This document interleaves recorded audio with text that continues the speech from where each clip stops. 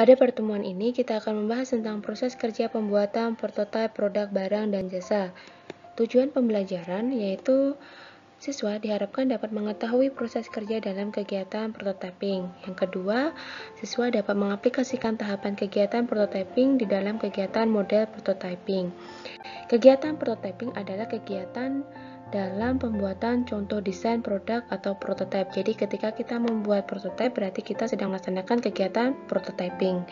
Tahap ini merupakan tahap yang sangat penting karena dengan prototyping, produsen bisa mengetahui apakah ada ketidaksempurnaan pada desain produk atau tidak. Oleh sebab itu, prototyping merupakan hal yang perlu diperhatikan. Dalam materi ini kita akan membahasnya bersama-sama.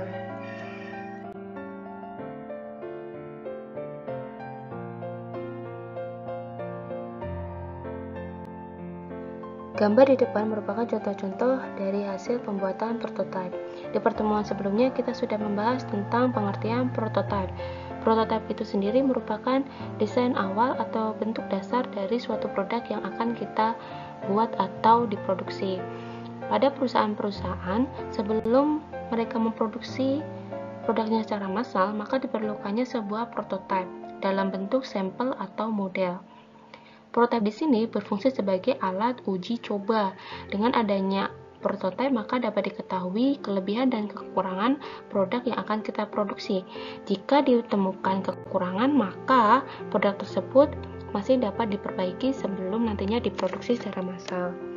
Membuat prototipe produk barang atau jasa membutuhkan ide cemerlang dan tangan dingin seorang desainer. Tentu saja seorang desainer harus melalui tahapan-tahapan dalam merencanakan suatu produk. Bagaimanapun juga sebuah prototipe akan mewakili produk barang atau jasa yang sebenarnya, sehingga proses pembuatannya harus dilakukan dengan cermat. Proses perancangan atau desain produk terdiri atas serangkaian kegiatan yang berurutan, sehingga dikatakan sebagai proses kerja perancangan atau proses kerja pembuatan prototipe. Adapun tahapan-tahapan dalam proses kerja pembuatan prototipe, yang pertama adalah memformulasikan hasil riset pasar. Hasil riset pasar ini bisa ditemukan atau bisa dicari melalui survei langsung kepada konsumen. Mengapa demikian? Tentu saja untuk mengetahui produk yang diinginkan pelanggan, seorang desainer produk harus memperhatikan data hasil riset pemasaran. Karena riset pemasaran berhubungan langsung dengan pelanggan atau konsumen kita, sehingga data yang diperoleh dari hasil riset tersebut dapat digunakan oleh desainer untuk membuat prototipe yang sesuai dengan keinginan konsumen. Dari hasil riset pasar ini didapatkan 2 poin. Yang pertama adalah keinginan pelanggan dalam hal kegunaan, kualitas, modal, dan warna dari produknya dengan tidak mengabaikan penentuan harga. Yang kedua adalah biaya dari pembuatan produk baru atau pengembangan dari produk yang sudah ada. Apakah perusahaan mampu untuk membayarnya? Untuk hal-hal tersebut, maka riset pasar ini perlu ditunjang dengan faktor-faktor yang berupa waktu untuk menjalankan penelitian, mencari informasi atau keterangan berdasarkan pengalaman. Tahap yang kedua adalah mempertimbangkan kemampuan fasilitas perusahaan, yakni meliputi seberapa banyak tenaga kerja yang dibutuhkan dalam produksi nantinya, mesin-mesin, dan peralatan penunjang lainnya. Hal tersebut akan berkaitan dengan kemampuan perusahaan yang bersangkutan pada saat membuat produknya secara massal. Dan tentu saja hal ini berkaitan pula dengan kemampuan keuangan perusahaan. Sebaiknya seorang desainer harus mempertimbangkan pula biaya produksi yang seefisien dan sehemat mungkin. Jadi, perlu diperhatikan bahwa pengeluaran dari perusahaan kita dalam pembuatan produk nantinya tidak boleh lebih besar dari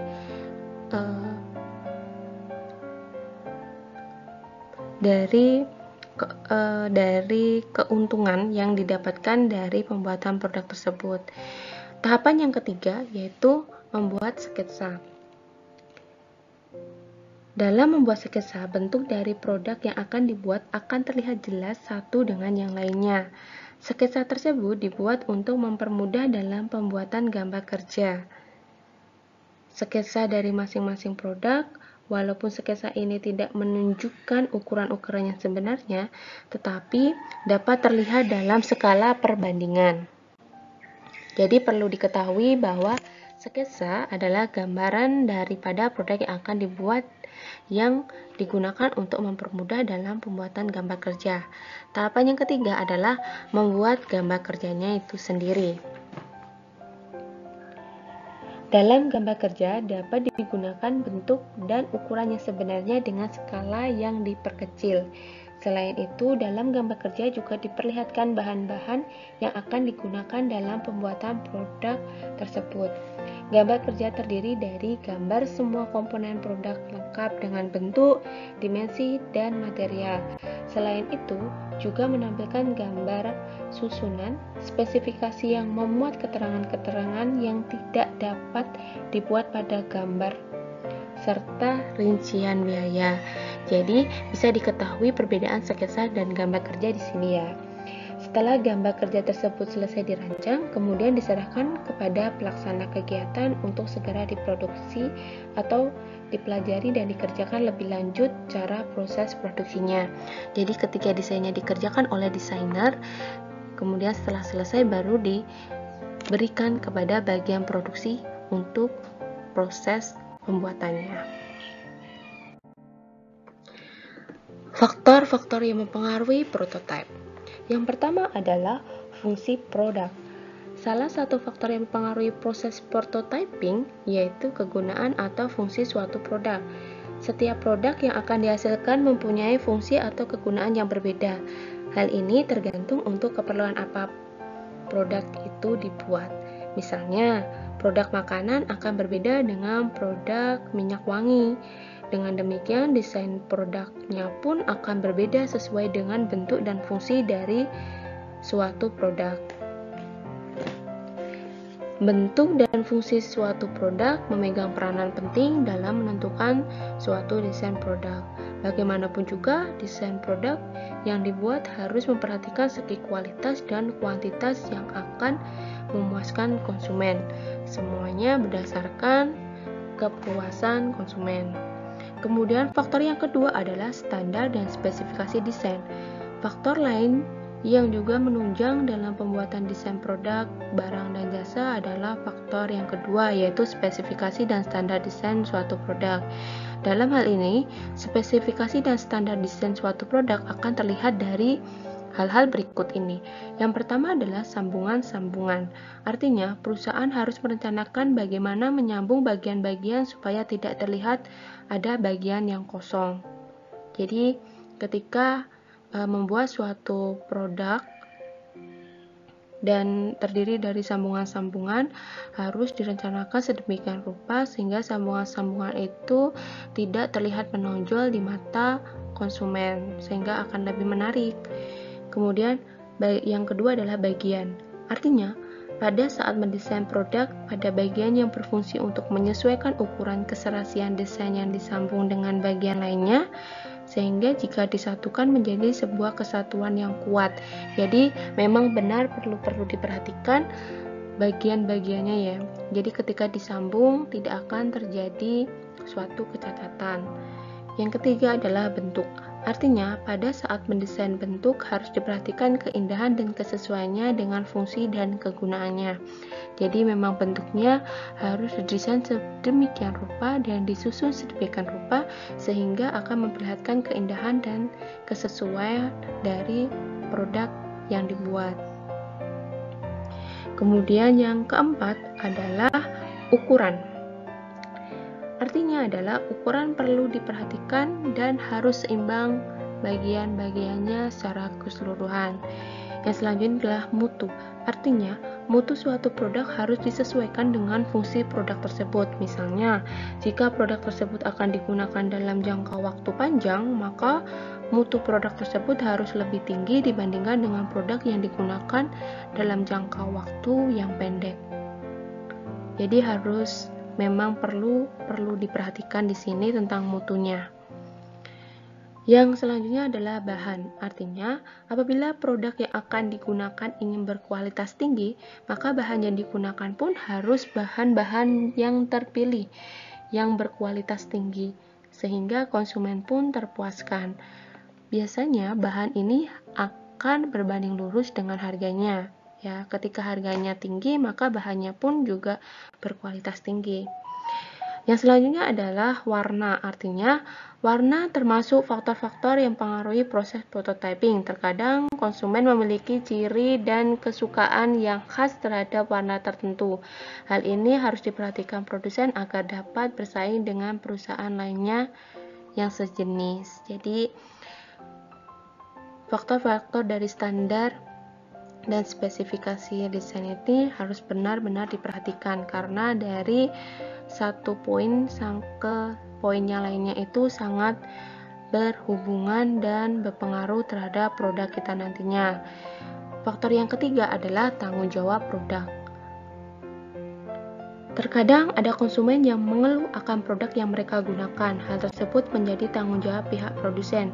Tanggung jawab produsen dari produk yang dibuat merupakan salah satu bentuk tanggung jawab pihak produsen sebagai pembuat produk kepada konsumen akan keselamatan dan kenyamanan pemakaian produk tersebut.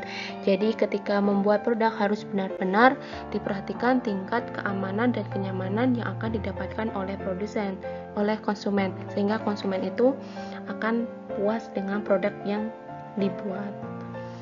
Produsen harus menjamin bahwa produk yang dikeluarkan aman dan nyaman, tentu saja. Oleh karena itu, faktor ini menjadi sangat penting untuk dipertimbangkan oleh perusahaan pada waktu mendesain produk tersebut. Faktor yang selanjutnya adalah harga dan volume. Ada kaitannya antara harga dan volume atau jumlah produk yang akan dibuat. Biasanya untuk produk yang akan dibuat berdasarkan pesanan, harganya disesuaikan dengan volume yang dipesan dan juga desain produknya pun akan berbeda. Umumnya harga untuk produk yang dijual atau dipasarkan secara massal, maka harganya relatif lebih murah, sehingga desain produksinya pun akan berbeda pula. Jadi ketika produknya itu diproduksi secara massal, maka harganya itu relatif murah, karena biasanya produsen akan memberikan harga sesuai dengan kualitasnya. Yang poin selanjutnya adalah evaluasi prototipe. Evaluasi prototipe harus dilakukan karena ini berkaitan dengan kualitas dari prototipe yang akan digunakan. Prototipe harus diuji dan dievaluasi, dan dari evaluasi prototipe tersebut akan didapat hasil apakah prototipe tersebut masih memerlukan tambahan atau perubahan atau tidak. Setelah dilakukan evaluasi, maka informasi dari hasil evaluasi tersebut dapat dijadikan pedoman dalam penyusunan terakhir sebuah desain produk. Jadi akhir dari faktor ini adalah evaluasi prototipe. Jadi evaluasi ini sebagai bentuk produsen atau perusahaan untuk melihat apakah produknya ini benar-benar dapat diproduksi secara massal atau belum, seperti itu. Proses kerja pembuatan prototipe produk barang dan jasa telah selesai. Untuk pertemuan selanjutnya kita akan membahas tentang alur dan proses kerja pembuatan prototipe produk barang dan jasa. Sekian, terima kasih.